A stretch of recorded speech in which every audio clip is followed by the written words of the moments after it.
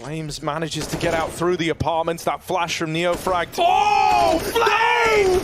What a way to win the round! Charging onto the site before the bomb is even planted. This is the res that we needed. He's hunting for it. He nearly has that one. He spins. What? Oh my god! You must be kidding me! Flash goes in.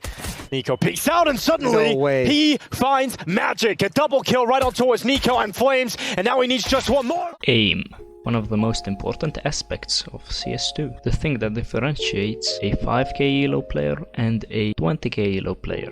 It is built up from over countless hours of correct practice. And in today's video I will be uncovering all of the secrets that the pros do not want you to know about aiming. So without further ado, let's get into the video. The main aspect of CS2 aim is your headshot percentage. The amount of time you take to move your crosshair to the enemy's head and click on it. And if you are going to kill the enemy or if you are not, it's just the first 3 bullets. If you miss the first 3 bullets, you will most likely die. So you need to be very accurate and always hit headshots. You also need to be quick with it, be able to instantly, as soon as you see an enemy from a very uncomfortable position, that you will be able to click a head. Also, the game in its current state favors the aggressive ones because of the speaker's advantage. You have also got crosshair placement and strafing. So let's get started with a warm-up.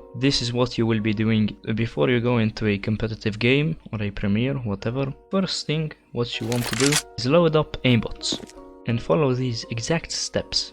You want to remove these 3 and only leave 1. You want to be able to go through this. So first, I've seen this from Hike's video about aiming. This is what you want to do. Go A, D, about 5 times. I'm very bad at it. So all you want to be doing is strafing. 1, 2, 3, 4, 5. Obviously I'm dog shit at the game.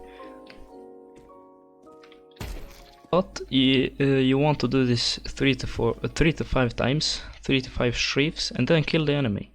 2, 3, 4, and you want to do this a 1 tap. You don't want to 1, 2, 3 and then spray. You just want to hit 1 taps. So you will be doing this for 50 kills minimum, and do it very patiently, because I understand it does feel a little bit awkward, but that's, you will get used to it. Do also long range, medium range, and close range. Second, you want to incorporate W and S, so just like this.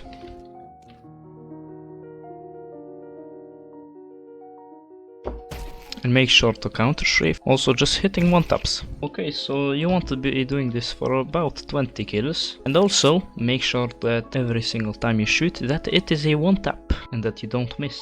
Third thing you want to do for your warm-up is to go into fast aim / reflex training. So these enemies that are a little far away, want to lock on their heads for around 3 seconds, 3 to 4 seconds, count it, and then click it. I know this could be very frustrating and sometimes, but you will get the hang of it. And also, this is where you realize how bad the CS2 delay is. Also, what you could do to make this a little bit less nerve-wracking is put on some music. So you want to be doing this for about 100 kills. I know this is quite a lot, but yeah, that would be it for your warm-up. You could also do what I do and hop into a deathmatch. Quick deathmatch, 10 minutes, and then actually I go into premiere. Now for the actual practice. Number 1, you've got accuracy. Your first bullet and where it lands. So this is how to actually practice accuracy. You want to hop into aimbots, want to go into aimbots, and only leave 1. Just like this.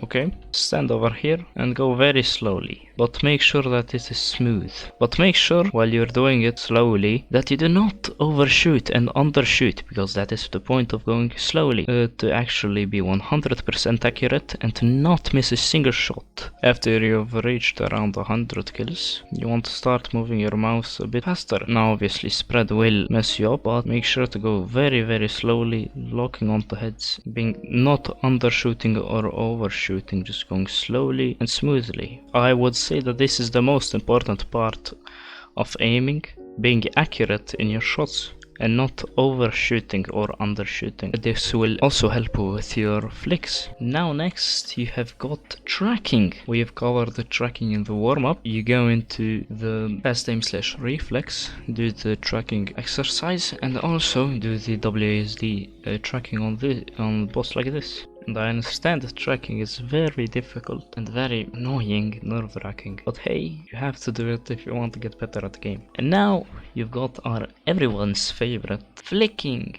Because of the CS2 shooting delay, flicking is a little fucked up and is RNG based, but we can still work around that. There are two types of flicks, fast and somewhat accurate, and fast but taking time to be 100% accurate, making readjustments. You will use the first one on close range and the second one mid to long range, and AWP flicks pretty much don't work anymore. And this is how to actually practice these flicks. You want to hop into aimbots, set the bots to only one.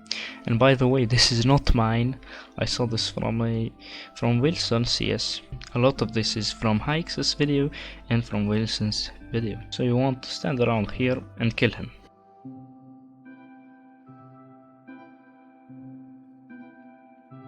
As you can see, I'm not the best. I'm just trying to educate you guys and help you. And you could go very slowly at the beginning, avoiding overflicks like I am doing right now. Okay, so I hope that you've gotten the hang of that. Now, this is also a flicking exercise. So you want to first of all change the bot count to 2 actually, sorry, and set it to rush. You want to track one and flick onto the other.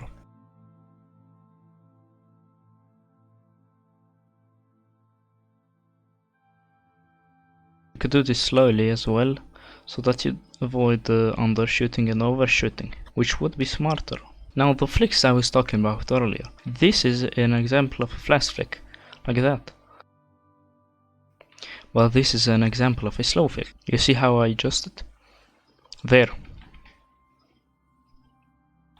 I make micro adjustments so that it is 100% accurate. Use that when it's long range, and you use the quick one when it's close range. Now on the recoil, how to spray. What you can do is do transfers like this, going on rush, selecting 2 and actually transferring the spray.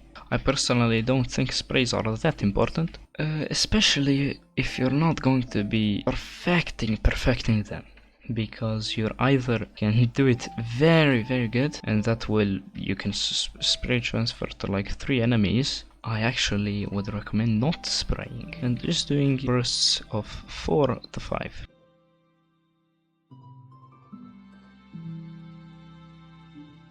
Look, when something is a little long range, just want to do 4 to 5 bullets and then wait for the recoil to cool down, you know. And if you want to learn recoil, I'd recommend downloading one of the maps from the workshop. If you're a complete beginner, learn the pattern, then go up to a wall, practice it there. That's the best way if you actually want to get the hang of it.